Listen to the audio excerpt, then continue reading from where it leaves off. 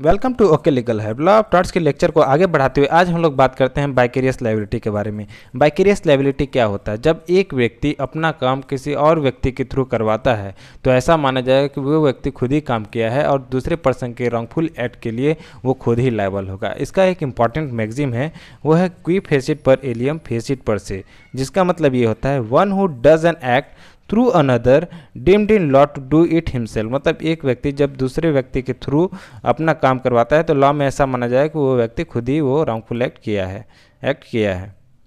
इसमें दूसरा इंपॉर्टेंट मैगजीम है रेस्पोंडेंट सुपीरियर। रेस्पोंडेंट सुपीरियर का मतलब होता है लेट द प्रिंसिपल आंसर। इसमें जो प्रिंसिपल होगा वो आंसर करेगा। इसके दो इंपॉर्टेंट एजेंशियल एलिमेंट्स होते हैं।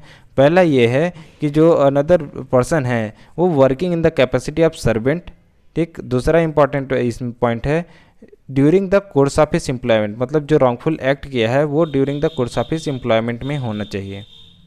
कुछ रिलेशनशिप्स हैं जो वाइकेरियस लायबिलिटी एराइज करते हैं। मास्टर एंड सर्वेंट के केस में सर्वेंट अगर कोई भी रॉन्गफुल एक्ट करता है तो मास्टर लायबल होगा। ऑनर एंड इंडिपेंडेंट कॉन्ट्रैक्टर के केस में जब इंडिपेंडेंट कॉन्ट्रैक्टर कुछ रॉन्गफुल एक्ट करेगा तो ऑनर लायबल होगा। प्रिंसिपल एंड एजेंट के रिलेशन में एजेंट कुछ गलती करता है तो प्रिंसिपल लायबल होगा। कंपनी एंड इट्स डायरेक्टर के केस में जब डायरेक्टर्स गलती करते हैं तो कंपनी लायबल होती है। पार्टनर्स एंड पार्टनरशिप फर्म में जब दूसरे पार्टनर्स का गलती करते हैं तो दूसरे पार्टनर्स लायबल होंगे।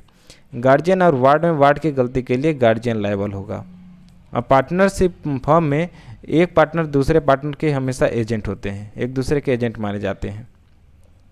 एक केस है important, State Bank of India versus Shyama Devi.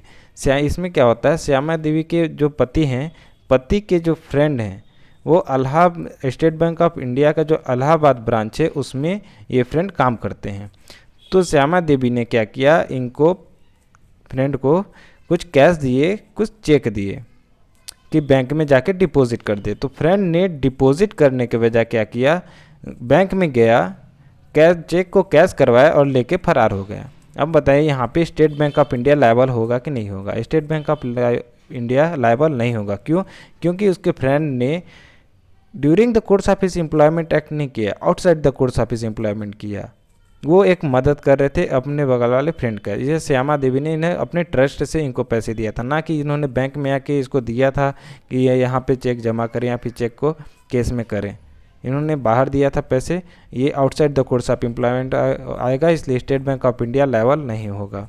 Next देखते हैं कि किस किस केसेस में मास्टर की लायबिलिटी एराइज होती है सर्वेंट की गलती पे। सर्वेंट अगर कोई फ्रॉड कमिट करता है या कोई चोरी करता है, थेफ्ट करता है, या फिर कोई मिस्टेक करता है, या फिर किसी नेग्लिजेंट एक्ट के लिए, या फिर wrongful delusion of duties. Wrongful delusion of duties होता है जब कोई काम वो ना किया हो, उस केस में जब लायबिलिटी एराइज है। नल लायबिलिटी ऑफ मास्टर क्या होगा, अगर मास्टर को नहीं पता है, ठीक, या फिर उसकी गलती नहीं है मास्टर की, उन दोनों केस में अगर सर्वेंट कुछ गलती करता है तो उस केस में मास्टर लायबल नहीं होगा। दूसरा ये है कि अगर outside the course of employment servant ने किया है उस केस में भी मास्टर लायबल नहीं होगा।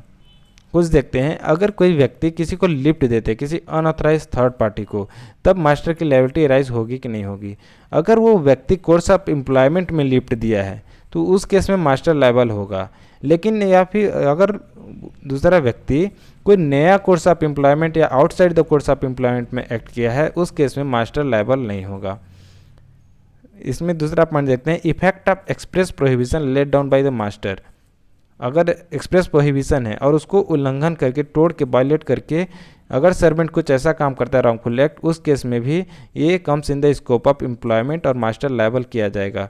इसमें एक इंपॉर्टेंट केस है लिम्पस वर्सेस लंदन जनरल ओमनीबस। इसमें ये होता है कि जो मास्टर है अपने सर्वेंट को स्ट्रिक्टली मना करता है कि कोई भी, ये बस चलाता है, मास्टर का बस ये सर्वेंट चला रहा है, ठीक। अब इसने स्ट्रिक्टली मास्टर ने सर्वेंट को कहा है कि ओवरटेक ना करे, पर सर्वेंट ओवरटेक करता है और जाके एक्सीडेंट कर देता है। उस केस में मास्टर लायबल होगा कि नहीं होगा? यहाँ पे मास्टर लायबल होगा, भले ही स्ट्रिक्ट प्रोहिबिशन इसने मास्टर ने किया था। नेक्स्ट पॉइंट देखते हैं, liability of employer for the acts of independent contractor. Independent contractor के केस में मास्टर लायबल, एम्प्लॉयर लायबल होगा कि नहीं होगा? जनरली लायबल नहीं होते, लेकिन इसके कुछ एक्सेप्शंस हैं। वो एक्सेप्शंस ये हैं, अगर एम्प्लॉयर ऑथराइज किया है कोई इलीगल काम करने के लिए, डूइंग ऑफ इलीगल एक्ट। इसका एक केस लॉ है टेरी वर्सेस एस्टम, इसने क्या करता है, एम्प्लॉयर जो है एक इंडिपेंडेंट कॉन्ट्रैक्टर हायर करता है, एम्प्लॉयर इंडिपेंडेंट कॉन्ट्रैक्टर हायर करता है और बोलता क्या है कि छत के ऊपर से एक बिल्ली को लटका दो, छत के ऊपर से एक बिल्ली को लटका दो। अब नीचे बिल्ली छत के ऊपर से गिर के क्या करती है, एक पेडेस्ट्रियन जो वहाँ पे पाथवे में चल रहा होता है उसके ऊपर गिर के उसको इंजर करती है। उस केस में क्या होगा, उस केस में ये होगा कि एम्प्लॉयर जो है वो लायबल होगा, क्योंकि ये इलीगल एक्ट करने के लिए इंडिपेंडेंट कॉन्ट्रैक्टर को बोलता है। अब दूसरा इंपॉर्टेंट पॉइंट ये है, एम्प्लॉयर का लायबिलिटी कब एराइज होगा, जब ऐसा कुछ करेगा इंडिपेंडेंट कॉन्ट्रैक्टर को, डेंजर कॉज्ड ऑन और नियर हाईवे, अगर ऐसा कुछ होता है उस केस में भी एम्प्लॉयर लायबल होगा। तीसरा इंपॉर्टेंट चीज़ है इसमें, स्ट्रिक्ट लायबिलिटी के केस में भी एम्प्लॉयर लायबल होता है। It's all about today, will met in the next lecture. Most welcome to okay legal help. हम लोग मिलते हैं नेक्स्ट लेक्चर में with vicarious liability of the state.